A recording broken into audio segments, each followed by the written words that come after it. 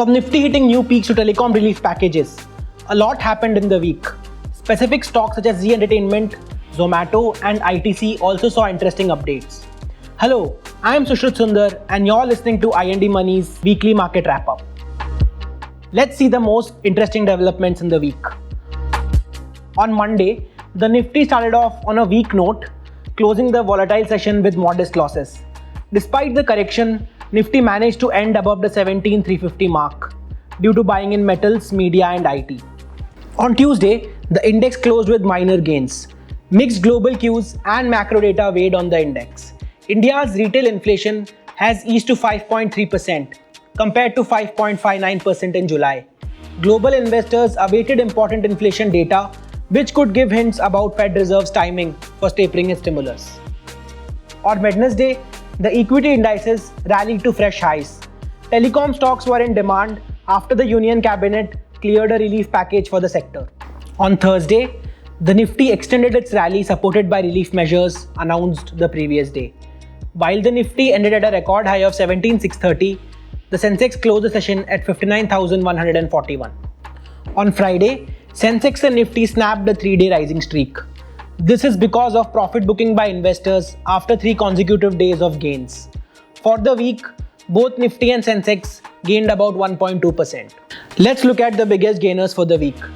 IndusInd Bank was the biggest Nifty gainer for the week, followed by Kotak Mahindra, ITC, NTPC and Bharti Airtel. Now let's look at the biggest losers for the week. Nifty losers for the week included BPCL, Tata Steel, HUL, Ultratech and UPL. Here's a quick recap of market moving developments. Government has announced a major telecom relief package. In order to reduce the stress on the telecom industry, the government has announced various measures, including a 4-year moratorium on spectrum and AGR dues. However, companies opting for this will have to pay interest on the amount annually. Analysts view the latest measures as being largely positive for Vodafone Idea, as it ensures a temporary lifeline for the company. Due to the 4-year moratorium, Vodafone Idea can save up to Rs 24,000 crore annually over the next 4 years. However, Vodafone will still need a capital infusion and tariff hikes to meet annual EMI and reduce its debt pile. Zee shares ended Tuesday's session 40% higher due to the buzz around its management and board recast.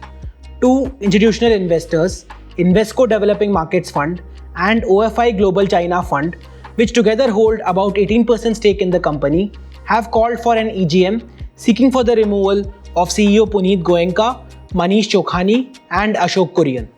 Following this, 2 of the directors including Manish Chokhani and Ashok Kurian have resigned from the position of non-executive, non-independent directors.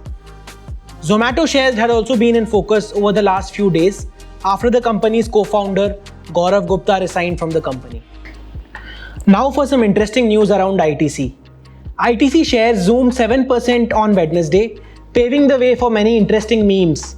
While the exact reason for the move remains unknown, there are speculations around restructuring of the business. According to the buzz, this could happen next month, leading to value unlocking for investors. The week saw some strong market debuts. MA Organic shares listed at a premium of 48% on Tuesday, compared with its IPO price of Rs 610. The issue had seen subscription of about 65 times during its 3-day IPO. Vijaya Diagnostics ended Tuesday's session 17% higher as compared to its IPO price of Rs 531. Sansera Engineering IPO, which opened for subscription on Tuesday, was subscribed by about 11.7 times at the end of 3rd day of the issue. That's all for this week's market wrap-up. Thanks for listening. We'll be back with more interesting development next week.